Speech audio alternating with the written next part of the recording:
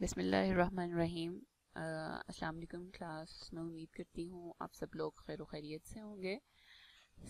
अब आप लोगों का जैसा कि फोर्थ सेमेस्टर स्टार्ट होगा इंशाल्लाह आफ्टर वेकेशंस।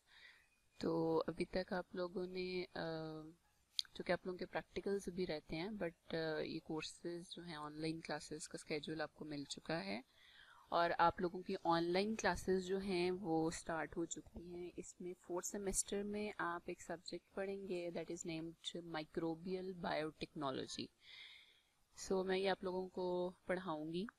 अब माइक्रोबियल बायोटेक्नोलॉजी जो है आपको पता है कि it's a branch of biology. Basically जो बायोटेक्नोलॉजी है उसके बारे में आप लोग बहुत अच्छे से जानते हैं। पिछला पूरा साल आप लोगों ने इस बारे में पढ़ा है कि बायोटेक्नोलॉजी है क्या है। बायोटेक्नोलॉजी आपको सबको पता है कि it's the use of micro organisms. ठीक है, बेसिकली माइक्रो ऑर्गेनिजम्स, बट हम लोग लिविंग बींग्स को भी यूज कर सकते हैं। It's the use of micro organisms in different processes. ठीक है, by using different technologies to produce the products that are used for the welfare of human being। ठीक है, हम लोग ह्यूमन बीइंग के वेलफेयर के लिए डिफरेंट प्रोडक्ट्स बनाते हैं, डिफरेंट प्रोसेसेस से गो थ्रू कराते हैं माइक्रो ऑर्गेनिजम्स को, डिफरेंट टेक्नोलॉजीज को यूज़ करते हैं एंड एज अ रिजल्ट जो हमारी प्रोडक्ट्स बनती हैं वो हमारे लिए ह्यूमन बीइंग्स के लिए बेनिफिशियल हैं। ठीक है, ये बेसिकली है बायोटेक्नोलॉजी। अब बायोटेक्नोलॉजी की फर्दर एक ब्रांच है माइक्रोबियल बायोटेक्नोलॉजी। माइक्रोबियल से आपके जहन में वर्ड माइक्रोब्स आता है। माइक्रोब्स आपको पता है ऐसे ऑर्गेनिजम्स होते हैं जिन्हें हम लोग नॉर्मली आंख के साथ नहीं देख सकते। ठीक है, अब हम इन्हें नॉर्मली क्यों नहीं देख सकते? क्योंकि वो सीनेबल ही नहीं है, मतलब हम लोग उन्हें नहीं देख सकते। उनको देखने के लिए हम लोग माइक्रोस्कोप्स यूज़ करते हैं, जैसा कि आप लोगों ने पिछले सेमेस्टर में भी पढ़ा है कि माइक्रोस्कोप की यूजेज क्या है, हम लोग उससे कैसे माइक्रो ऑर्गेनिजम्स को देखते हैं। अब माइक्रो ऑर्गेनिजम्स जो हैं उसमें यीस्ट है, हमारे पास बैक्टीरिया आ जाते हैं, फंजाई है, एल्गा है, यीस्ट हैं, वायरसेस हैं। अब ये बहुत ही माइन्यूट इनका साइज होता है जिसको हम लोग नॉर्मली आंख के साथ नहीं देख सकते। अब इन माइक्रो ऑर्गेनिज्म के ऊपर हमने डिफरेंट टेक्नोलॉजीज लगानी है और उनसे हम लोगों ने यूजफुल प्रोडक्ट्स लेनी है। जितने भी माइक्रो ऑर्गेनिजम्स हमारे इर्द गिर्द, इस टाइम पे भी आपके इर्द गिर्द बहुत सारे माइक्रो ऑर्गेनिजम्स प्रेजेंट होंगे जिन्हें आप लोग नहीं देख सकते, आपके हाथ पे, कपड़ों पे, जिस जगह पे आप बैठे हुए हैं वहाँ पे।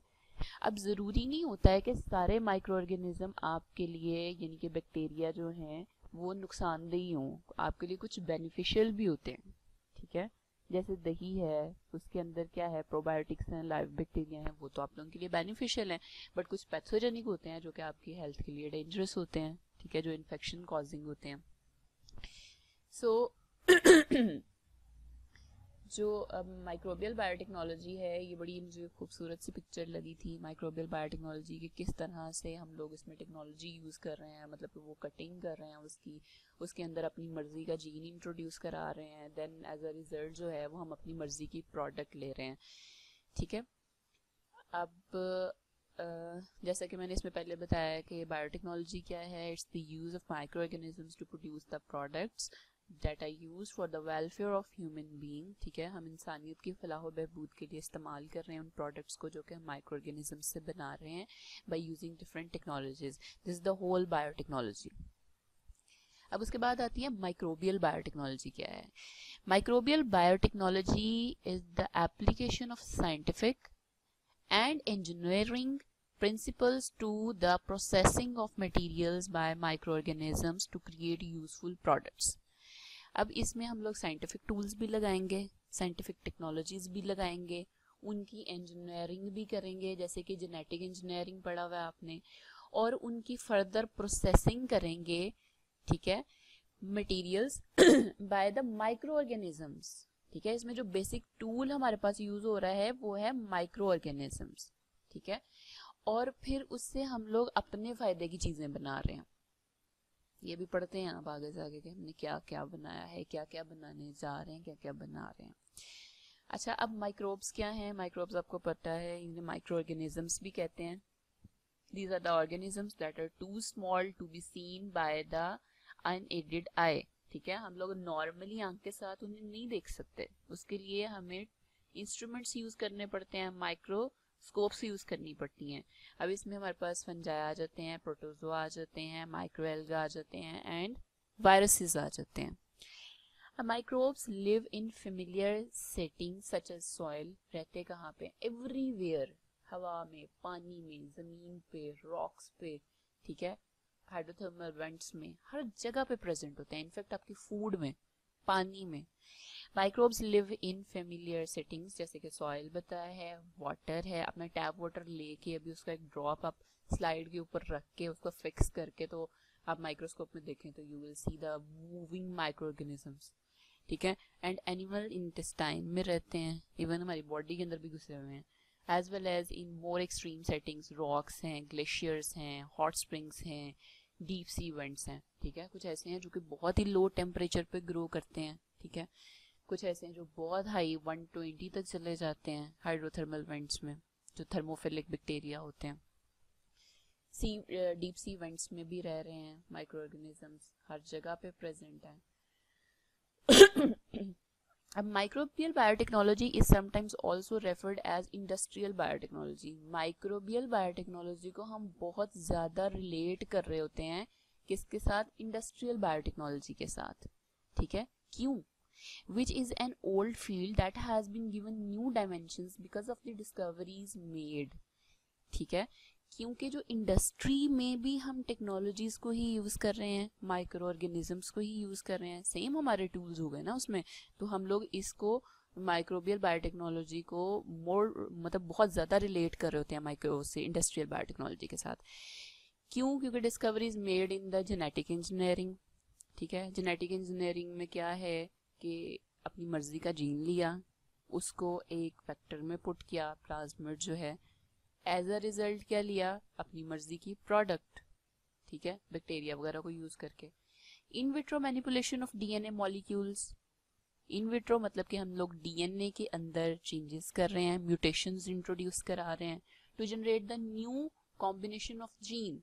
फर्ज करेंगे हमें एक ह्यूमन ग्रोथ फैक्टर की जीन चाहिए, हम लोग एक ऐसी जीन चाह रहे हैं, या हम लोग कोई भी ऐसी प्रोडक्ट है, आजकल आप देख रहे होंगे ये ऑरेंज कैरेट्स हैं, रेड, ग्रीन, येलो कैप्सिकम है, इसमें हमने अपनी मर्जी का कलर जीन इंट्रोड्यूस कराया और उसमें जेनेटिक इंजीनियरिंग के नतीजे में अपनी मर्जी की प्रोडक्ट ले ली, तो उसमें हम कलर की जीन को चेंज कर रहे हैं ना, जेनेटिक मेकअप उसके डीएनए में चेंजेस ला रहे हैं to introduce specific mutation in a molecule.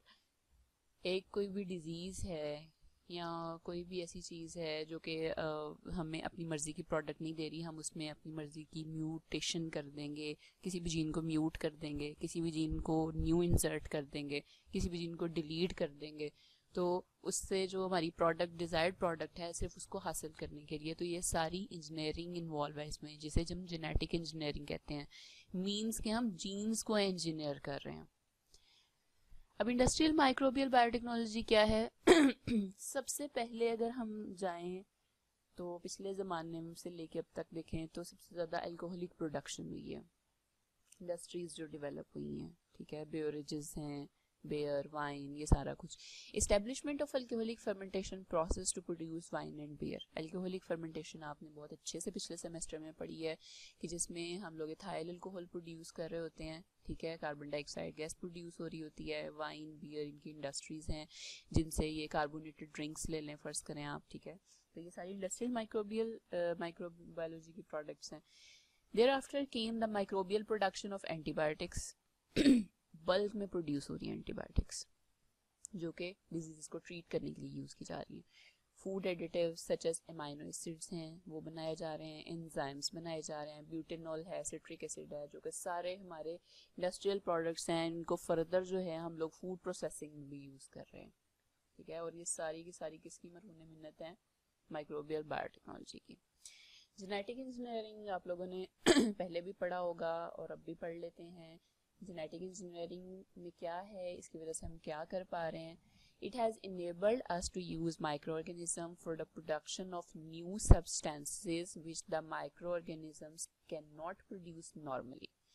एक नॉर्मल प्रोडक्शन जो है वो बहुत ही लो थी, हमारी मर्जी की नहीं थी, हमें जो प्रोडक्ट चाहिए थी वो नहीं मिल रही थी। उसके लिए हम लोगों ने जेनेटिक इंजीनियरिंग की, जीन को इंजीनियर कर दिया, अपनी मर्जी की जीन को उसके अंदर पुट कर दिया, तो उससे हमें क्या होगा कि अपनी मर्जी की प्रोडक्ट्स मिल जाएंगे। इससे हम इस काबिल हो गए हैं कि माइक्रो ऑर्गेनिजम्स को यूज कर रहे हैं और न्यू प्रोडक्ट्स प्रोड्यूस करा रहे हैं। प्रोडक्शन ऑफ हॉर्मोन्स, सबसे important insulin, human growth hormone, ठीक है, जो हम प्रोड्यूस करा रहे हैं।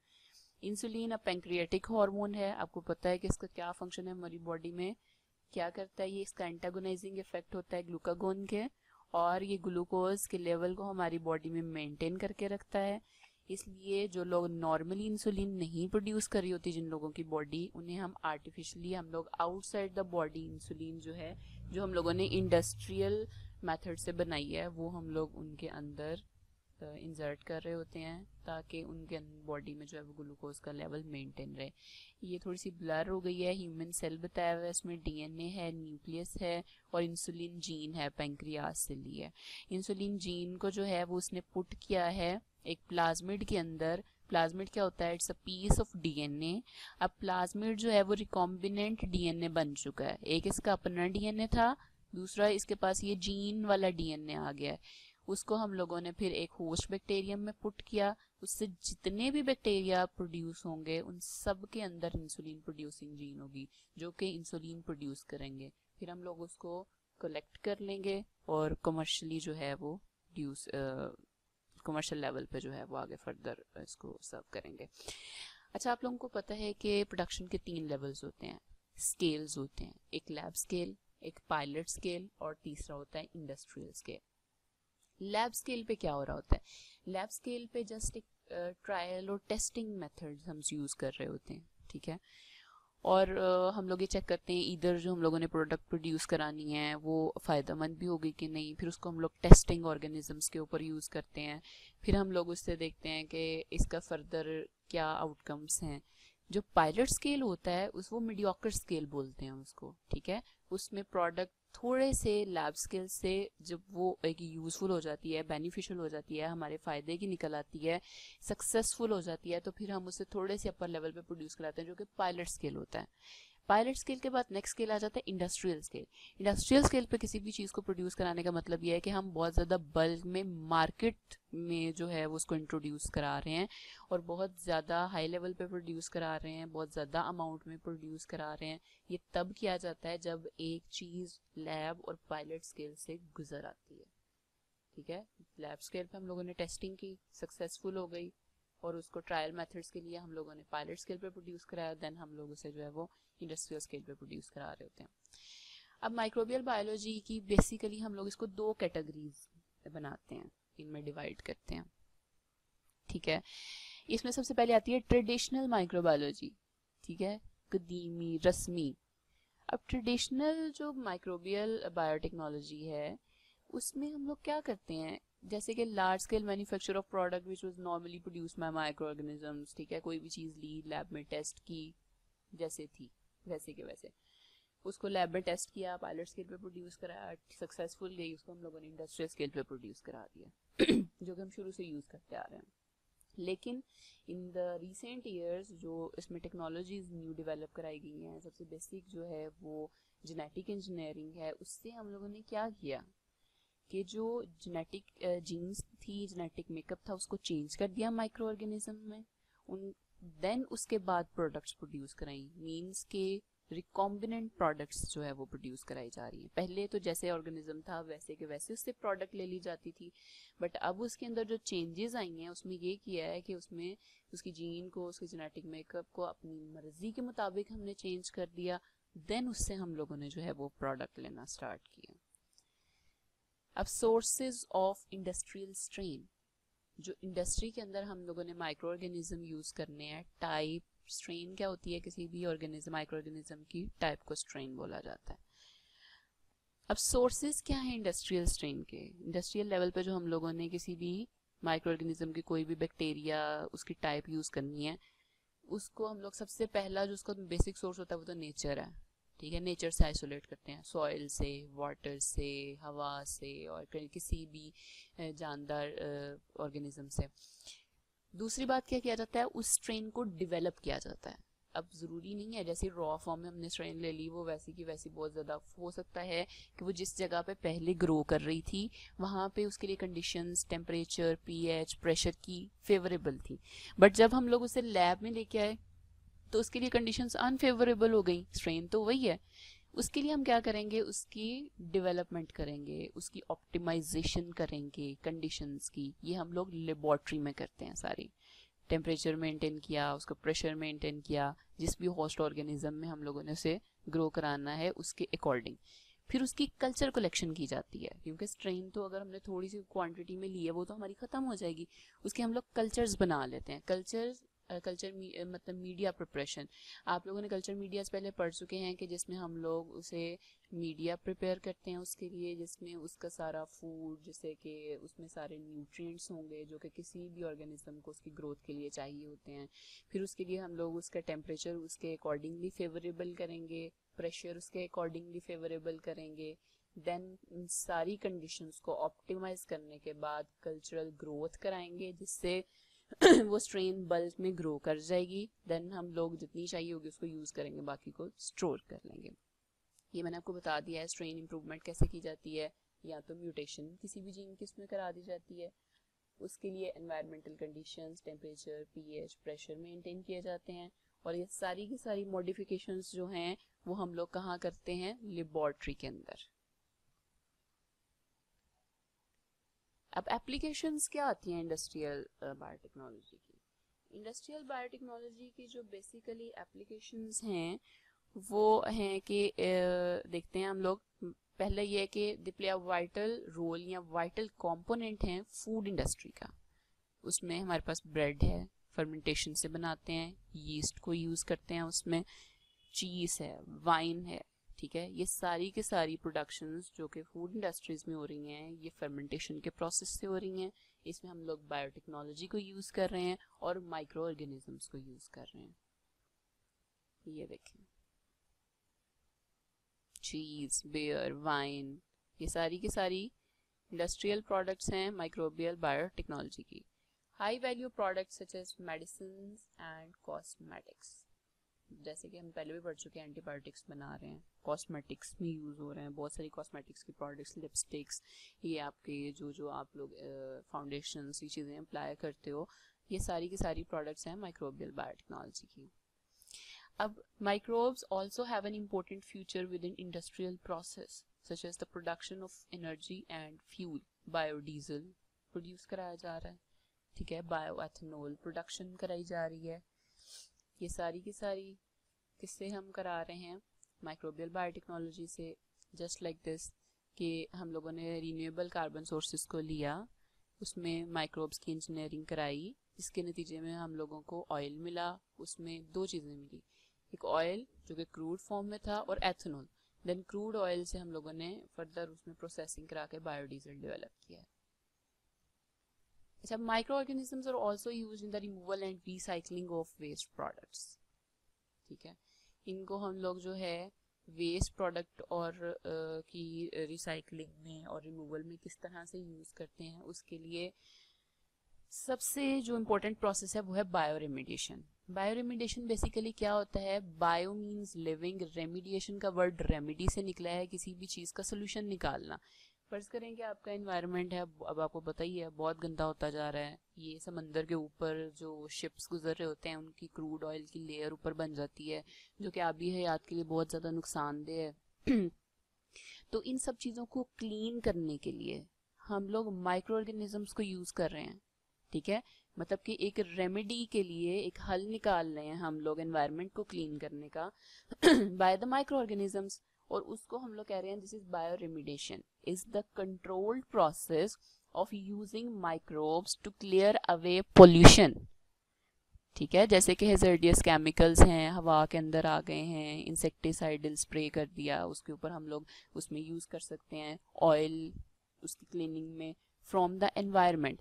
एनवायरनमेंट को साफ करने के लिए हम माइक्रो ऑर्गेनिजम्स को जब यूज़ करते हैं तो इस रेमिडियल प्रोसेस को हम लोग बायो रेमिडिएशन कहते हैं। Microbes that chew through plastic, oil, and radioactive waste may become vital additions to the future toolkit of environmental clean-up teams and hazardous response personnel। इसमें क्या किया जा रहा है कि माइक्रो मतलब इन शॉर्ट ये कि हम अपने एनवायरनमेंट को क्लीन अप करने के लिए जो ये सारे माइक्रो ऑर्गेनिजम्स को यूज़ कर रहे हैं, इसमें डिफरेंट प्रोसेसेस को यूज़ कर रहे हैं, दैट इज़ माइक्रोबियल बायोटेक्नोलॉजी। इसमें एक बायोरेमिडिएशन आपने पढ़ा है, एंड अनदर प्रोसेस इज़ बायोजॉर्प्शन। बायोजॉर्प्शन क्या होता है? Bioabsorption is basically it is used for the removal or recovery of organic or inorganic substances from the solution। ठीक है, किसी भी चीज़ में से, किसी भी सोल्यूशन में से ऑर्गेनिक और इनऑर्गेनिक सब्सटेंसेस को रिमूव जब किया जाता है by use of biological material, कोई भी माइक्रो ऑर्गेनिज्म को यूज़ करते हुए, तो ये हमारे आ जाती है बायोजॉर्प्शन। अब इसके अलावा एक और है बायो एक्यूमुलेशन। बायो एक्यूमुलेशन क्या होता है? It is the gradual accumulation of substance such as pesticide और other chemical in an organism. कोई भी ऑर्गेनिज्म, माइक्रो ऑर्गेनिज्म जो को हम टूल यूज़ कर रहे हैं एनवायरमेंटल क्लीनअप के लिए, वो क्या करेगा? ये पेस्टिसाइड्स को और दूसरे हेजर्डियस केमिकल सब्सटेंसेस को अपने अंदर एक्यूमुलेट कर लेगा, तो इसको हम कह देंगे this is bio accumulation. And another is biodegradation. Biodegradation क्या है? It's the break down of organic matter. ठीक है, किसी भी गला सड़ा मटेरियल बाहर को पड़ा हुआ है, उसके ऊपर माइक्रो ऑर्गेनिजम्स जब आते हैं वो उसकी फर्दर तोड़ फोड़ कर देते हैं, जैसे कि बैक्टीरिया और फंजाई वगैरह। तो उसके बाद उसकी तोड़ फोड़ के बाद क्या होता है? एनवायरनमेंट जो है हमारा क्लीन अप हो जाता है। उसी तोड़ फोड़ के नतीजे में जो प्रोडक्ट्स प्रोड्यूस होती हैं वो एज अ बायो फर्टिलाइजर्स भी यूज़ हो जाती हैं। ठीक है, अब देखें माइक्रोबियल बायोटेक्नोलॉजी की वजह से हमने मेडिसिन भी बना ली, एंटीबायोटिक्स भी बना ली, हॉर्मोन्स भी बना लिए, फिर इसको हम लोगों ने बायोगैस, बायोडीजल प्रोडक्शन में भी यूज़ कर लिया। उसके अलावा बायो रिमिडिएशन, बायोजॉर्प्शन, फिर बायोडिग्रेडेशन में भी हम लोग इसे यूज़ कर रहे हैं। फिर जो हमारे पास माइक्रोबियल बायोटेक्नोलॉजी है, इसमें जो बायो रिमिडिएशन है या बायोडिग्रेडेशन है, उसकी वजह से प्लांट्स में हम फर्टिलाइजर्स की कमी को भी फुलफिल कर सकते हैं। So these are some applications of microbial biotechnology. Then further अब हम इसमें स्टडी करेंगे in the next lecture. Hope so आप लोगों को इसकी समझ आई होगी, आप लोग इसको अच्छी तरह से समझ लें, सुन लें। देन इसके बाद इसमें जो भी कन्फ्यूजन्स हैं उसको हम लोग जूम क्लास में सॉर्ट आउट कर लेंगे। So wish you all the best. Thank you very much.